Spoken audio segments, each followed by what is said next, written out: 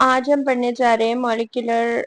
हम पढ़ेंगे cell signalling, but ये जो अभी मैं कंटेंट लेके आई हूँ, जो भी इसमें डायग्राम्स वगैरह है, वो सब जो ब्रूस एल्बर्ट्स की बुक से लिए गए हैं। So if you want that book तो आप कमेंट डाउन कर सकते हो। मैं अपना टेलीग्राम जो चैनल है वो मैं शेयर कर दूंगी, एंड मैं आपको ये बुक दे सकती हूँ। हालांकि I have all the books related to molecular biology, cell biology, जो भी चाहिए। सो चलो स्टार्ट करते हैं बिना देरी किए।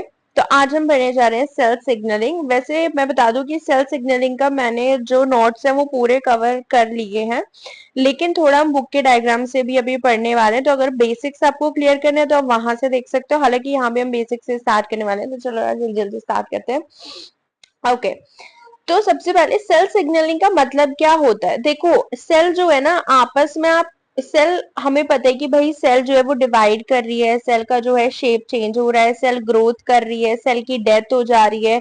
तो वो सब क्यों होता है? सेल के अंदर कुछ ना कुछ तो सिग्नलिंग चल ही रही होंगी ना, एक दूसरे के साथ भी सिग्नल करती हैं, एंड प्लस उसके अंदर भी सिग्नलिंग चलती है।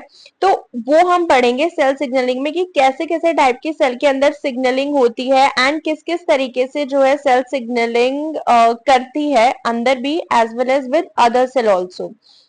तो सेल सिग्नलिंग में देखो, ये जो आप रेड कलर का देख रहे हो यहाँ पे, this is extra signal molecule. बाहर से एक सिग्नल मॉलिक्यूल आया, सेल के अंदर जो है सिग्नल मिला सेल को। ये एक रिसेप्टर प्रेजेंट है, रिसेप्टर प्रोटीन सेल के जो है सरफेस पे होता है ये रिसेप्टर। सेल के प्लाज्मा मेम्ब्रेन पे अंदर भी होता है रिसेप्टर, बट अभी हम ओवरव्यू देख रहे हैं, ठीक है। तो जैसे ही सेल को सिग्नल मिलता है, तो सेल जो सिग्नल है वो रिसेप्टर से बाइंड करता है। ग्रीन कलर के रिसेप्टर से सिग्नल बाइंड किया, उसके बाद जो अंदर है सेल के अंदर, दिस इज, ये पूरा सेल के हम अंदर देख रहे हैं, ये सेल के अंदर सिग्नलिंग स्टार्ट हो जाती है। जैसे एक सिग्नल एक्टिवेट हुआ, दूसरा सिग्नल एक्टिवेट हुआ, दूसरा प्रोटीन एक्टिवेट होगा, इस तरीके से डिफरेंट मॉलिक्यूल्स एक्टिवेट होते चले जाते हैं। इनको हम इंट्रासेल्युलर सिग्नलिंग प्रोटीन बोलते हैं, जो सेल के अंदर एक्टिव होते हैं। एंड उसके बाद क्या होता है ना, उसके बाद देखो यहाँ पे जो है मेटाबॉलिक एंजाइम, जो मेन एंजाइम होता है जिसकी वजह से इफेक्ट आ रहा है। मान लो हमें मेटाबॉलिज्म चेंज करना है, तो जो फाइनल जो चीज एक्टिवेट हुई है, जो फाइनल एंजाइम एक्टिवेट हुआ है, मेटाबॉलिक एंजाइम जिससे मेटाबॉलिज्म चेंज हुआ है, उनको हम बोलते हैं इफेक्टर प्रोटीन, जो एक्चुअल में चेंजेस ला रहे हैं। साइटोस्केलेटल प्रोटीन जो है वो एक्टिवेट हो गया, जिसकी वजह से सेल का जो शेप है वो चेंज हो गया, शेप चेंज हो गया सेल का, मूवमेंट चेंज हो गया सेल का। ऐसे कोई ट्रांसक्रिप्शन रेगुलेटरी प्रोटीन एक्टिवेट हो गया, तो सेल का जीन एक्सप्रेशन चेंज हो गया, है ना। तो आप इसको इमेजिन करो, जैसे मैंने बोला कि जीन एक्सप्रेशन चेंज हुआ सेल का, तो यानी कि डीएनए के ऊपर कोई ट्रांसक्रिप्शन फैक्टर बैठा होगा, जिसकी वजह से उसका जो जीन एक्सप्रेशन है वो चेंज हुआ है ना। इस तरीके से आप इमेजिन क्या करो चीजों को। तो ये जो हमारे इफेक्टिव प्रोटीन्स, इन्हीं को बोलते हैं जिनकी वजह से जो है चेंजेस आ रहे हैं। So that is the effective protein, these are intracellular signalling protein. And इस तरीके से हमने जो है ये पहला इमेज पढ़ लिया है। तो इस तरीके से सेल के अंदर सिग्नलिंग होती है, ठीक है।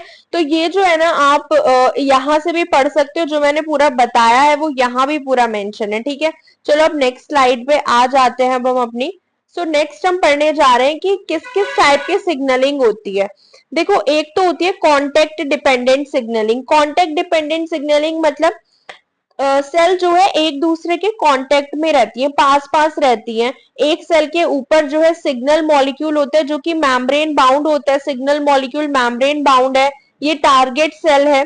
हाँ, एक सिग्नलिंग सेल होती है जो सिग्नल देती है, और एक सेल होती है टारगेट सेल, जिसके ऊपर रिसेप्टर होता है, जिसको सिग्नल मिल रहा होता है, जहां हमें सिग्नल को टारगेट करना है, वो हमारी हो गई टारगेट सेल। तो यहां से जो है सिग्नलिंग सेल जो है, इसके पास ये मेम्ब्रेन बाउंड सिग्नल मॉलिक्यूल है, ये अपने टारगेट रिसेप्टर से बाइंड करेगा। तो इस तरीके की जहां भी सिग्नलिंग देखने को मिलती है, हम उसको बोलते हैं कॉन्टेक्ट डिपेंडेंट सिग्नलिंग, ठीक है। अब नेक्स्ट पे आ जाते हैं, that is paracrine signalling. Paracrine signalling में क्या होता है ना, जैसे ये एक सिग्नलिंग सेल है, इसके बाद ये लोकल मीडिएटर पे डिपेंड होता है। यानी कि यहां से सिग्नल मिला, बाहर सेल के जो एक्स्ट्रा सेल्यूलर मैट्रिक्स आप देखोगे ना, वहां पे कुछ मीडिएटर प्रेजेंट होते हैं, लोकल मीडिएटर। वो जाते हैं यहाँ पे सेल, टारगेट सेल के पास, यहाँ पे वो टारगेट सेल के पास जाएंगे, यहाँ पे वो टारगेट सेल के पास जाएंगे। So this is the kind of paracrine signalling, ठीक है। जैसे आपने देखा इसमें सेल एक दूसरे के कांटेक्ट में थी, मतलब पास पास थी। यहाँ पे ऐसा नहीं है, पास पास नहीं है। प्लस इसमें लोकल मीडिएटर्स भी इन्वॉल्व होते हैं, जो सेल के बाहर जो मैट्रिक्स होता है ना उनके बीच में प्रेजेंट होते हैं ये local mediator. So this is the kind of paracrine signalling. Next आप देखो साइनेप्टिक सिग्नलिंग। ये तो बहुत कॉमन है, हम पढ़ते हैं ब्रेन में, जितने भी हमारी ब्रेन की सेल्स होती है न्यूरॉन्स, तो उन सब में जो है ऐसी सिग्नलिंग होती है। ये न्यूरॉन का स्ट्रक्चर यहाँ पे दिया हुआ है, एक्सॉन होता है, सेल बॉडी होती है पूरी, न्यूरॉन का स्ट्रक्चर, यहाँ पे डेंड्राइट्स निकले हुए होते हैं ना, और ये हमारी टारगेट सेल है। तो यहाँ से जो है हमारा सिग्नल न्यूरोट्रांसमीटर रिलीज होते हैं। न्यूरोट्रांसमीटर रिलीज होने के बाद टारगेट सेल पे बाइंड करते हैं, और ये जो इनके बीच में जो ये डिस्टेंस होता है ना, इसको हम साइनेप्स बोलते हैं। साइनेप्टिक सिग्नलिंग इसलिए बोलते हैं क्योंकि ये जो साइनेप्स वाला रीजन है यहीं पे न्यूरोट्रांसमीटर रिलीज होता है। ठीक है, ये सारी सिग्नलिंग हम अभी डिटेल में भी पढ़ेंगे, ये हम ओवरव्यू बता रहे हैं। ठीक है, उसके बाद हमारी आती है एंडोक्राइन सिग्नलिंग। तो एंडोक्राइन मतलब ये ब्लड में अपना सिग्नल रिलीज करती है। बेसिकली ये हार्मोन वाली सिग्नलिंग होती है। ये कोई एंडोक्राइन सेल है तो ये अपना जो सिग्नल है वो कहाँ रिलीज कर देगी, ब्लड में रिलीज कर देगी। उसके बाद ब्लड के थ्रू जो है वो टारगेट सेल पे जाके बाइंड होता है सिग्नल।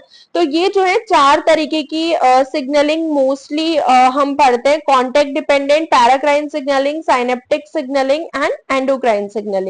ठीक है, तो ये क्लियर हुआ होगा। इसके बाद ये जो है पूरा, ये इस वाली इमेज में भी दिया हुआ है पूरा, आप इसको पढ़ सकते हो। जितने भी ये 4 टाइप की मैंने सिग्नलिंग बताई हुई है ना, ये सारा इसमें डीपली दिया हुआ है। ठीक है, तो आप इसको रीड कर सकते हो, वैसे मैंने बता दिया है जो भी इसमें दिया हुआ है। उसके बाद आ जाते हैं रिसेप्टर कैसे होते हैं। देखो, एक हमारा जो सेल सरफेस रिसेप्टर की हम बात करते हैं, सेल के ऊपर हमने देखा कि रिसेप्टर होते हैं। एक तो होते हैं सेल सरफेस रिसेप्टर, जो सेल होती है ना, सेल, ये आप देख रहे हो ना, ये सेल है। ठीक है, ये आप देख रहे हो ये सेल है। इस सेल के सरफेस पे ये ग्रीन कलर का रिसेप्टर प्रेजेंट है ना, ये होते हैं सेल सरफेस रिसेप्टर, जो सेल सरफेस पे प्रेजेंट होते हैं। और यहीं से हमारा जो है signal molecule, this red colour का जो आप देख रहे हो ये सिग्नल मॉलिक्यूल है। सिग्नल मॉलिक्यूल यहीं पे आके बाइंड करता है। तो सिग्नल मॉलिक्यूल जो होता है ना, आप खुद ही ये चीज बताओ, इसमें आप खुद ही लॉजिक लगाओ कि जब हमारा रिसेप्टर जो है वो सरफेस पे है तो हमारा सिग्नल मॉलिक्यूल कैसा होगा, हाइड्रोफिलिक होगा ना। क्योंकि प्लाज्मा मेम्ब्रेन तो हमारी लिपिड की बनी हुई होती है, लिपिड बाइलेयर, जो कि हाइड्रोफोबिक मॉलिक्यूल को ही पास आउट कराती है। हाइड्रोफोबिक मतलब जो कि नॉन पोलर होते हैं, वाटर लविंग जो नहीं होते हैं, तो प्लाज्मा मेम्ब्रेन से वो ही पास कर सकते हैं जो वाटर लविंग नहीं होते हैं। हाइड्रोफिलिक जो होते हैं, जो वाटर लविंग होते हैं, वो पास नहीं कर सकते प्लाज्मा मेम्ब्रेन को। तो जब रिसेप्टर सरफेस पे है तो हमारा सिग्नल मॉलिक्यूल भी तो हाइड्रोफिलिक होगा ना, क्योंकि इसको क्रॉस थोड़ी ना करना है प्लाज्मा मेम्ब्रेन को, ये यहीं पे रह जाएगा। ठीक है, तो हमेशा याद रखना जब भी सेल सरफेस रिसेप्टर प्रोटीन आता है ना, कि अगर हमारा रिसेप्टर सरफेस पे है तो हमारा सिग्नल मॉलिक्यूल हमेशा हाइड्रोफिलिक ही होगा, क्योंकि उसको अंदर नहीं जाना है सेल के, उसको बाहर ही रहना है। ठीक है, ये चीज हमेशा याद रखना। तो इस तरीके से जो है एक ये होता है सिग्नल कि सेल सरफेस रिसेप्टर हो गए। दूसरे टाइप के रिसेप्टर होते हैं इंट्रासेल्यूलर रिसेप्टर, जिसमें हमारा जो रिसेप्टर है वो अंदर प्रेजेंट होता है, या तो वो साइटोसोल में भी हो सकता है। ठीक है, इस डायग्राम में हमको न्यूक्लियस के अंदर दिखाया हुआ है, तो या तो वो साइटोसोल में भी हो सकता है, इसमें न्यूक्लियस में दिखाया हो तो न्यूक्लियस में भी हो सकता है, यानी कि सेल के अंदर होना चाहिए बस। अब सेल के अंदर कहीं पे भी हो उससे हमें मतलब नहीं है, सेल के अंदर है तो इंट्रासेल्यूलर रिसेप्टर। अब आप खुद बताओ, अगर हमारा रिसेप्टर इंट्रासेल्यूलर होगा, सेल के अंदर होगा, तो सिग्नल मॉलिक्यूल कैसा होगा, हाइड्रोफोबिक होगा ना, क्योंकि हाइड्रोफोबिक मॉलिक्यूल ही तो पास कर सकते हैं प्लाज्मा मेम्ब्रेन को, जो हाइड्रोफोबिक है खुद, तो वो हाइड्रोफोबिक को ही पास कराएगी, नॉन पोलर है तो इस तरीके से इंट्रासेल्यूलर रिसेप्टर में जो हमारा सिग्नल होता है वो भी हाइड्रोफोबिक सिग्नल मॉलिक्यूल होते हैं। एंड ये यहाँ से कैरियर प्रोटीन लेके आया इसको, सिग्नल को, एंड सिग्नल गया सेल के अंदर, रिसेप्टर से बाइंड करेगा, एंड इसके अंदर न्यूक्लियस में जाके जब ये रिसेप्टर का और सिग्नल का कॉम्प्लेक्स बनता है, ये एक ट्रांसक्रिप्शन फैक्टर की तरह काम करता है, जिसमें हमारे जीन एक्सप्रेशन चेंज करा देता है। ठीक है, डीएनए पे बैठेगा और वहां पे हमारे जीन एक्सप्रेशन चेंज करा देगा। ट्रांसक्रिप्शन फैक्टर तो आपको पता ही होगा, नहीं पता तो हम वो मोल बायो में कवर कर लेंगे, ठीक है। तो ये चीज याद रखने की, दो तरीके के रिसेप्टर देखने को मिलते हैं, एक होता है सेल सरफेस रिसेप्टर एंड एक होता है इंट्रासेल्यूलर रिसेप्टर, ठीक है। अब इसको जो है आप यहाँ पे भी स्टडी कर सकते हो, पूरा जो है मैंने ये लगा दिया इमेज, इसको आप यहाँ से रीड कर सकते हो खुद से जो मैंने बताया अभी, ठीक है। उसके बाद देखो अगर आप बात करो ना सेल सिग्नलिंग में, देखो जैसे ये एक सेल है, इसको ये पर्टिकुलर 3 सिग्नल मिल रहे हैं, ए बी सी, इस सेल को सिग्नल मिल रहे हैं सरवाइव करने के लिए, ठीक है। ऐसे इस सेल को सिग्नल मिल रहे हैं ए बी सी, डी और ई भी चाहिए सिग्नल ग्रो करने के लिए और डिवाइड करने के लिए, ठीक है। ऐसे ही एक दूसरी सेल है जिसको एफ और जी सिग्नल भी चाहिए, ठीक है। अगर हम यहाँ पे बात करें तो ये जो दूसरी सेल है यहाँ पे इसको एफ और जी सिग्नल भी चाहिए डिफ्रेंशिएट होने के लिए, और यहाँ पे इस सेल को कोई सिग्नल नहीं चाहिए, मर जाएगी अपोप्टोटिक। तो आप ये देखो अलग अलग काम के लिए, अपोप्टोसिस के लिए, डिफ्रेंशिएट होने के लिए, डिवाइड करने के लिए, सरवाइव करने के लिए, इनको अलग अलग सिग्नल की जरूरत पड़ रही है ना।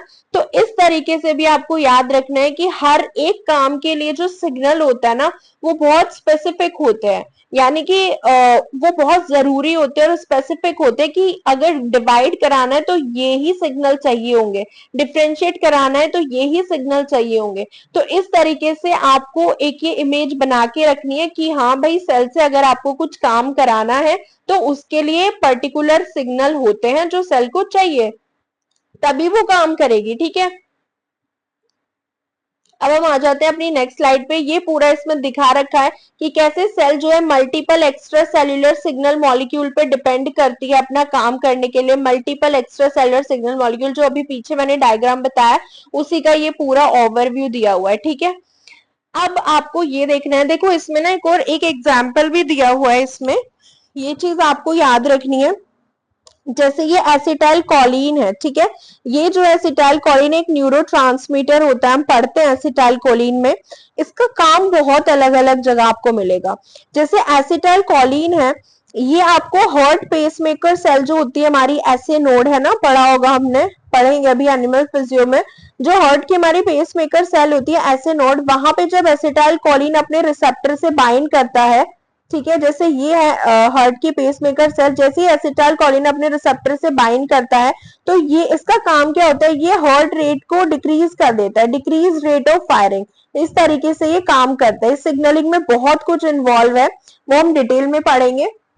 ये जो हम लेक्चर देख रहे हैं ना, ये एक ओवरव्यू है सेल सिग्नलिंग का, आप ये लेके चलिए, ठीक है। इसमें आपके जो बेसिक्स है वो क्लियर हो जाएंगे।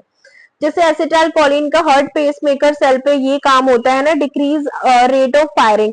उसके बाद जो एसिटाइल कोलिन होता है, अगर सलाइवरी ग्लैंड सेल पे एसिटाइल कोलिन, ये जो रेड कलर से आप देख रहे हो एसिटाइल कोलिन का ही फंक्शन दिखाया हुआ है, अगर ये सलाइवरी ग्लैंड सेल पे बाइंड करेगा तो सिक्रेशन करा देगा, ठीक है। ऐसे ही अगर ये स्केलेटल मसल सेल पे बाइंड करता है, acetyl choline skeletal muscle cells पे बाइंड करेगा तो ये कॉन्ट्रैक्शन के लिए रिस्पॉन्सिबल होता है एसिटाइल कोलिन।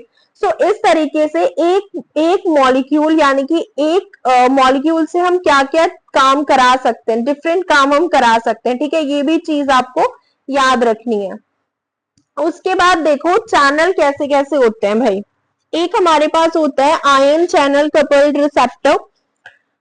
हाँ, रिसेप्टर्स हम देख लेते हैं किस किस टाइप के होते हैं। 3 टाइप के हम बेसिकली पढ़ते हैं, एक होता है आयन चैनल कपल्ड रिसेप्टर, फिर होते हैं जी प्रोटीन कपल्ड रिसेप्टर एंड एक होता है enzyme coupled receptor. Ion channel coupled receptor में कुछ नहीं है, सिर्फ ये जो हमारा रिसेप्टर होता है ना उसके साथ साथ ये एक आयन चैनल भी होता है। देखो नाम से पता चल रहा है आयन चैनल कपल्ड रिसेप्टर कि उसके पास एक आयन आयन चैनल भी है प्लस वो रिसेप्टर भी है। तो आयंस जैसे ही बाइंड होते हैं उसके अंदर तो वो जो है एज अ रिसेप्टर भी काम कर रहा होता है। तो ये होता है आयन चैनल कपल्ड रिसेप्टर, बस इसमें और ज्यादा कुछ नहीं है इस चीज में देखने के लिए। नेक्स्ट हम पढ़ते हैं जी प्रोटीन कपल्ड रिसेप्टर।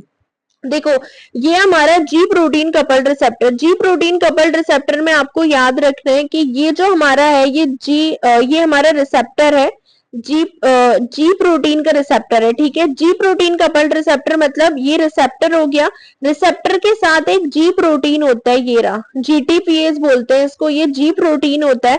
इसमें 3 सब यूनिट होती है, ये जो ग्रीन वाली आप देख रहे हो ये अल्फा सब यूनिट होती है, इसके पास alpha beta and gamma subunit होती है, 3 सब यूनिट होती है, ठीक है। ये हम पढ़ेंगे जब इसको हम बहुत डिटेल में पढ़ेंगे। तो ये जो जी प्रोटीन कपल्ड रिसेप्टर होता है ना, इसमें भी ये सारी चीज इनएक्टिव है, और ये एक एंजाइम है जो अभी इनएक्टिव है। जैसे इसको सिग्नल मिलता है जी प्रोटीन कपल्ड रिसेप्टर को, तो उस सिग्नल के बाद ये जो रिसेप्टर है एक्टिव हो जाता है, जिससे हमारा ये जो जी प्रोटीन है ये भी एक्टिव हो जाता है। जी प्रोटीन एक्टिव हो जाएगा, उसके बाद हमारा जो एंजाइम है वो भी एक्टिव हो जाएगा। तो इस तरीके से जो है काम होने लगता है, ठीक है। इस तरीके से क्या हो जाता है, काम होने लग जाता है। तो ये एक हो गया जी प्रोटीन कपल्ड रिसेप्टर, ठीक है। Because we are studying over with, अब ये मत सोचना कि अभी हम ज्यादा डिटेल में क्यों नहीं जा रहे, हम अभी जाएंगे यार, ठीक है। तो ये आयन चैनल हो गया coupled receptor, this is ji protein coupled receptor. के जी प्रोटीन के साथ भी रिसेप्टर होते हैं जो कि कपल्ड है, जी प्रोटीन के साथ रहते हैं, ठीक है। नेक्स्ट हो गया एंजाइम कपल्ड रिसेप्टर। इसमें ना आपको 2 टाइप के मिलेंगे। पहला टाइप आपको ये मिलेगा जिसमें हमारा ये जो होता है, इसमें ये होता है इनएक्टिव, ये इसका कैटालिटिक डोमेन है जो अभी इनएक्टिव है, ठीक है। ये कैटालिटिक डोमेन इनएक्टिव है। जैसे ये सिग्नल मॉलिक्यूल डाइमर के फॉर्म में आता है, किसी किसी में ये डाइमर के फॉर्म में आएगा, जैसे इसमें आया, ये डाइमर के फॉर्म में आया सिग्नल मॉलिक्यूल, ठीक है। तो ये डाइमर के फॉर्म में आते ही ये इसका कैटालिटिक डोमेन एक्टिव हो गया, है ना। तो ये होते हैं एंजाइम कपल्ड रिसेप्टर, और ये कभी कभी सिंगल सिग्नल के फॉर्म में भी आ जाता है। सिग्नल जो है वो सिंगल सिग्नल के फॉर्म में आ जाते हैं। जैसे ये हमारा रिसेप्टर है, इसमें हमारा ये सिग्नल मॉलिक्यूल आया और इसके पास ये जो एंजाइम है वो एसोसिएटेड रहता है, इसके साथ एंजाइम, रिसेप्टर के साथ एंजाइम एसोसिएटेड रहता है। तो ये जो है एक्टिवेट हो जाता है हमारा एंजाइम जो एसोसिएटेड है, ठीक है। इसमें जो है कैटल जो डोमेन होते हैं ना, ये इन्हीं के पास एंजाइमेटिक एक्टिविटी होती है। ये होता है ना एंजाइम कपल्ड रिसेप्टर। तो कुछ रिसेप्टर ऐसे होते हैं जिनके पास ही कैटालिटिक डोमेन होता है, जिनके पास खुद ही एंजाइमेटिक एक्टिविटी होती है, लेकिन कुछ ऐसे होते हैं जिनके पास अलग से एंजाइम लगा हुआ होता है, ठीक है। तो ये 2 तरीके के याद रखना, एक तो ये वाला हो गया एंजाइम कपल्ड रिसेप्टर में जिनके पास खुद के पास कैटालिटिक डोमेन होता है, एंड दूसरा हो गया जिनके पास अलग से एंजाइम लगा हुआ होता है, ठीक है। इनके हम अभी नाम भी पढ़ेंगे कि किन किन के पास ये जो डोमेन है रिसेप्टर वो होता है। तो ये 3 आपको याद रखने, ion channel coupled receptor, ji protein coupled receptor and enzyme coupled receptor. And अब हम पढ़ने जा रहे हैं 2 type of intracellular signalling protein जो मॉलिक्यूलर स्विचेस की तरह काम करते हैं।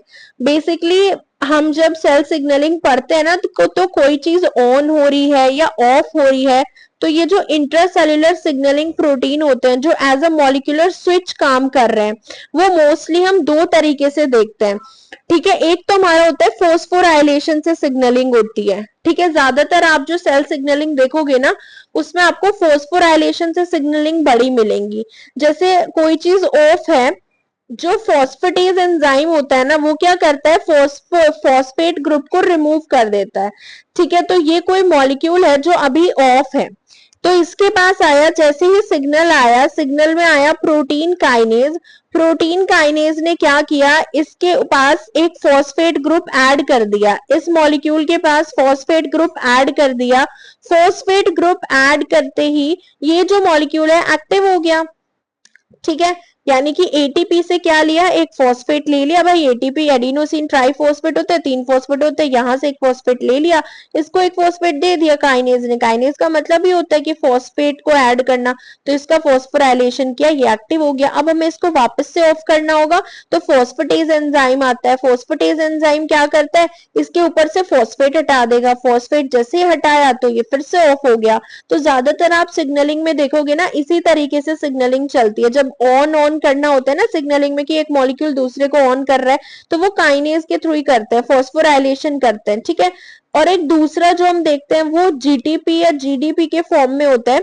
जैसे मान लो ये कोई मॉलिक्यूल है जो जीटीपी बाउंड है, जीडीपी बाउंड है, तो ये ऑफ है, जीडीपी बाउंड है। उसके बाद क्या होगा, जैसे ही इसके ऊपर जीटीपी ऑन हो जाएगा, जैसे इसके ऊपर जीटीपी लगेगा तो ये ऑन हो जाता है, ठीक है, जीटीपी की बाइंडिंग हो जाती है इसके पास, तो ये ऑन हो जाता है मॉलिक्यूल, तो ये एक्टिव हो गया, ऑन हो गया। अब अगर इसको फिर से ऑफ करना है तो इसकी जीटीपी का हाइड्रोलाइज कर दो, जीटीपी को इसको तोड़ दो, जैसे इसका जीटीपी का हाइड्रोलाइसिस हुआ ये फिर से ऑफ हो गया। तो इस तरीके के सिग्नलिंग से हम देखते हैं कि सिग्नल आ रहा है, मतलब बेसिकली जो स्विच होते हैं ऑन ऑफ स्विचेस जो हम पढ़ते हैं, मोस्टली आपको फोस्फोराइलेशन देखने को मिलेगा, फोस्फोराइलेशन है तो ऑन हो गया या ऑफ हो गया, एंड इस तरीके से आपको जीटीपी या जीडीपी में भी स्विचेस देखने को मिलेंगे, ठीक है। तो ये ऐसी सिग्नलिंग आपको देखने को मिलेगी जब हम डिटेल में पढ़ेंगे सिग्नलिंग। नेक्स्ट हम आ जाते हैं, एक और इसमें आता है, ठीक है, ये आता है जो हमारा जीटीपीएस प्रोटीन, आपने देखा ना जो जी प्रोटीन कपल्ड रिसेप्टर में आपने जी प्रोटीन अभी मैंने आपको बताया, वो जो जी प्रोटीन है ना वो भी क्या है, जीटीपीएस ही है। जैसे ये अभी जीडीपी बाउंड है, ठीक है, मोनोमेरिक जीटीपीएस है, ये अभी ऑफ है, सो ये अभी मोनोमेरिक जीटीपीएस है विच इज ऑफ, अगर ये जीडीपी बाउंड है। तो उसके बाद अगर हमें इसको ऑन करना है ना, अगर आपको जीडीपी को ऑन करना है, जीटीपी में कन्वर्ट करके ऑन हो जाएगा, मोनोमेरिक जीटीपीएस ऑन हो जाएगा। तो जीटीपीएस को याद रखना, अगर जीटीपीएस को ऑन करना है तो जेफ ऑन करता है। जेफ क्या करता है, ग्वानिन न्यूक्लियोटाइड एक्सचेंज फैक्टर, ये क्या करता है, जीटीपी को ऐड करा देगा, यहाँ पे इसको ऑन करा देगा। और अगर इसको ऑफ करना है तो गैप, जीएपी, ठीक है, गैप क्या करता है, जीटीपीएस एक्टिवेटिंग प्रोटीन, ये गैप क्या करता है, ये इसको ऑफ कर देता है, यहां से फॉस्फेट निकाल देगा। जीटीपीएस एक्टिवेटिंग प्रोटीन, जीटीपीएस को एक्टिवेट कर देता है, जो फॉस्फेट इसका रिमूव कर देगा एंड इसको ऑफ कर देगा। तो इससे ना काफी क्वेश्चन भी आता है, अगर कहीं पे जेफ गिवन है ना, जीईएफ गिवन है, जेफ क्या करता है, हमेशा एक्टिव करता है, जीटीपी को ऐड करता है, अगर जीटीपी ऐड हुआ तो हमेशा एक्टिव होगा। अगर कहीं पे आपको गैप दिख रहा है, गैप हमेशा खराब ही होता है, इस तरीके से याद रख लो, गैप अगर है तो वो ऑफ करेगा, वो जीटीपी को किस में कन्वर्ट कर देगा, जीडीपी में। तो ये एक कॉन्सेप्ट है जो आपको याद रखना है, ठीक है। ये भी इतना ज्यादा हो जाएगा ना पढ़ने के लिए, सिग्नलिंग में बहुत ज्यादा टॉपिक्स हैं, आई मीन बहुत ही ज्यादा डीप है, लेकिन अगर आप कॉन्सेप्ट क्लियर रखोगी ना, क्योंकि इसमें बहुत सी चीजें ना लॉजिक से भी हो जाती हैं। इसके बाद बस इसमें आपको यही याद रखना है कि जेफ हमेशा एक्टिव करता है, गैप हमेशा इनएक्टिव करता है, जीडीपी में कन्वर्ट करता है gap. Sequence of two inhibitory signal produces a positive signal. Okay, ये एक टॉपिक है, ये भी आपको देखना है एक बार कि अगर दो इनहिबिटरी सिग्नल कैसे पॉजिटिव सिग्नल बना दे रहे हैं। देखो ये एक इनहिबिटर प्रोटीन है, यहाँ पे आप देख रहे हो येलो कलर से, ये जो ग्रीन कलर से आप देख रहे हो ये एक ट्रांसक्रिप्शन रेगुलेटर है जो अभी इनएक्टिव है क्योंकि वो इनहिबिटर प्रोटीन के साथ बाउंड है। जैसे ही प्रोटीन काइनेज आया, अभी मैंने आपको बताया काइनेज क्या करता है, बताओ काइनेज क्या करेगा, फोस्फोराइलेशन कर देगा। तो इस इनहिबिटर प्रोटीन का फोस्फोराइलेशन हो गया, काइनेज ने फोस्फोराइलेशन कर दिया। अब ये जो हमारा यहाँ पे इनएक्टिव था ट्रांसक्रिप्शन रेगुलेटर, वो एक्टिव हो गया एंड वो जीन एक्सप्रेशन करा देगा। तो सिग्नल आता है प्रोटीन काइनेज के लिए, अपस्ट्रीम सिग्नल।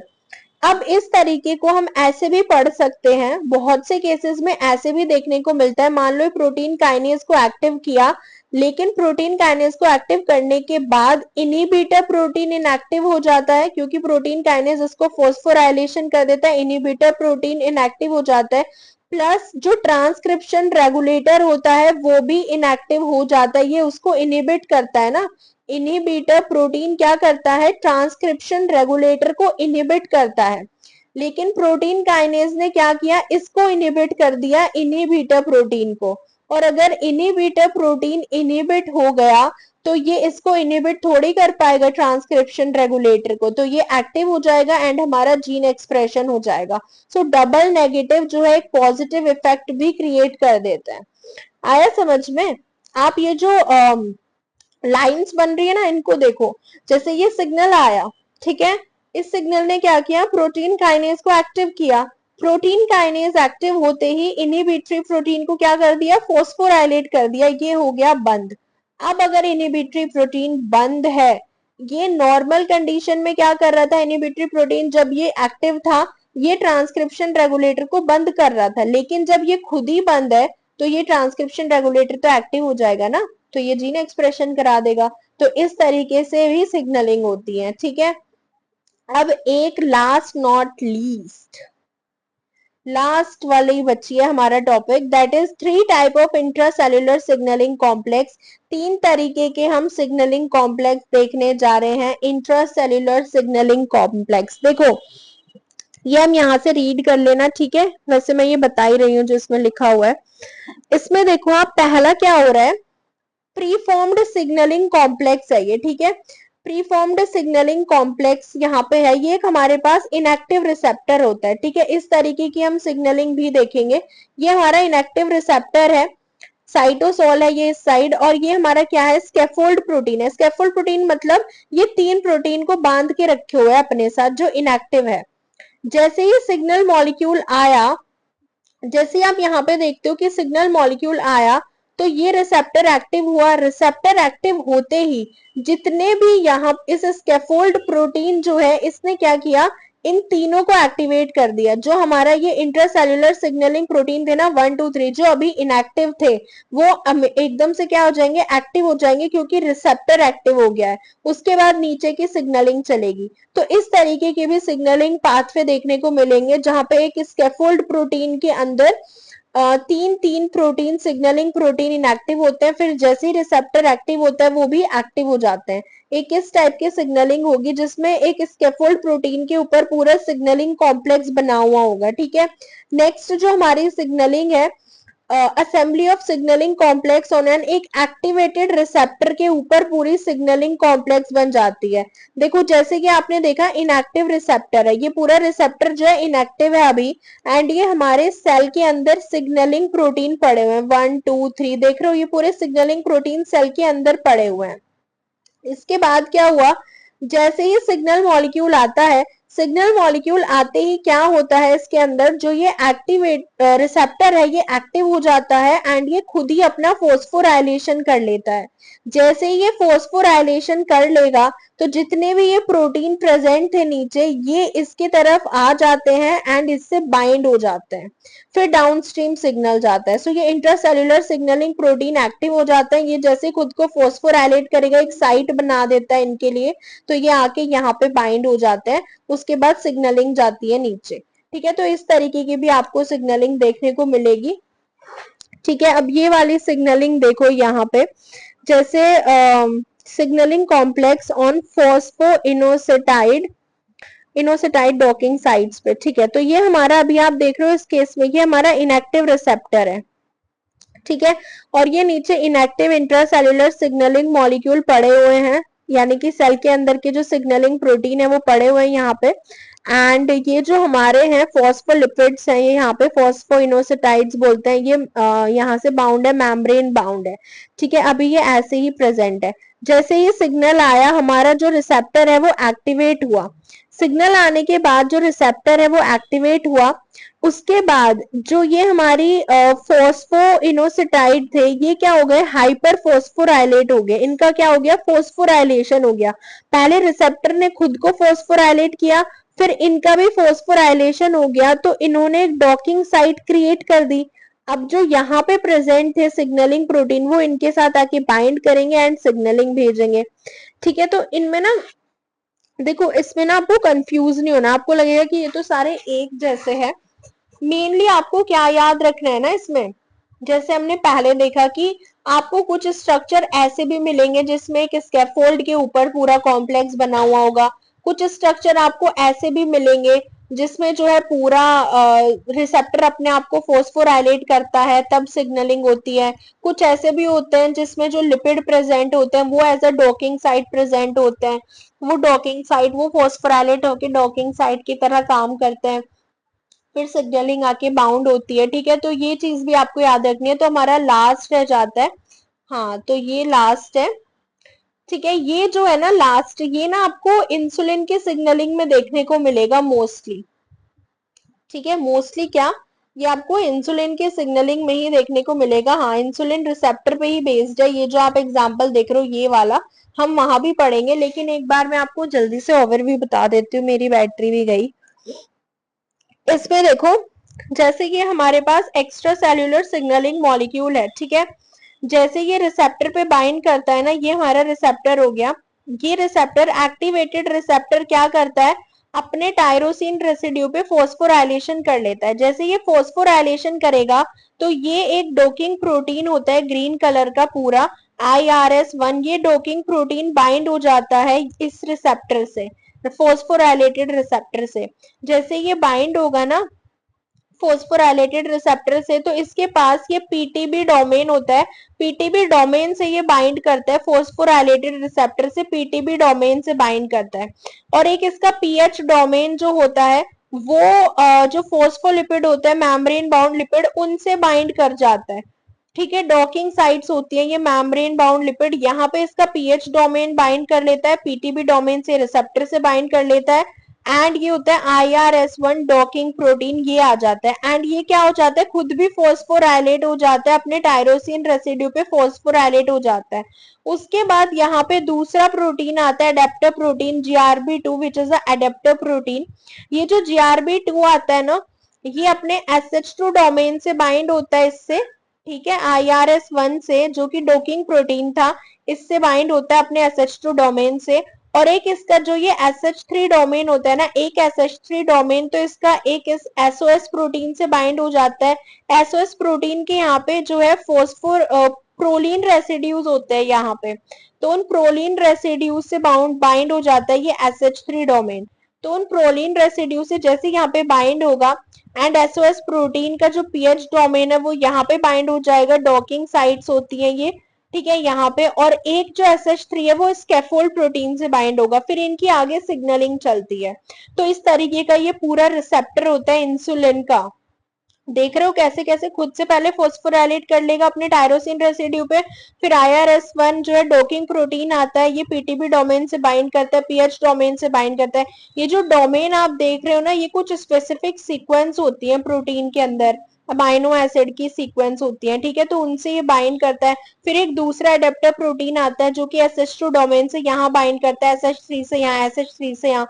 तो इस तरीके का ये इंसुलिन का रिसेप्टर होता है। तो इसमें मैंने ना आपको ओवरव्यू सारे टाइप के रिसेप्टर और किस टाइप की सिग्नलिंग हो सकती है, कैसे मॉलिक्यूलर स्विचेस होते हैं, GF क्या करता है, गैप क्या करता है, एंड फोस्काइनेज फॉस्फेटेज का क्या काम होता है। फिर हम अब सिग्नलिंग को हम डीप में पढ़ेंगे, तो ये सिर्फ एक ओवरव्यू था, and this is the updated video on sale signalling. अगर आपको और ज्यादा बेसिक पढ़ना है, मेरे नोट्स ऑलरेडी अवेलेबल है, आप प्लेलिस्ट में जाओगे एंड वहां पे अवेलेबल है, तो आप इसको जो है रीड कर लेना यहाँ से। आई होप ये विजिबल होगा, and that's it, thank you for watching.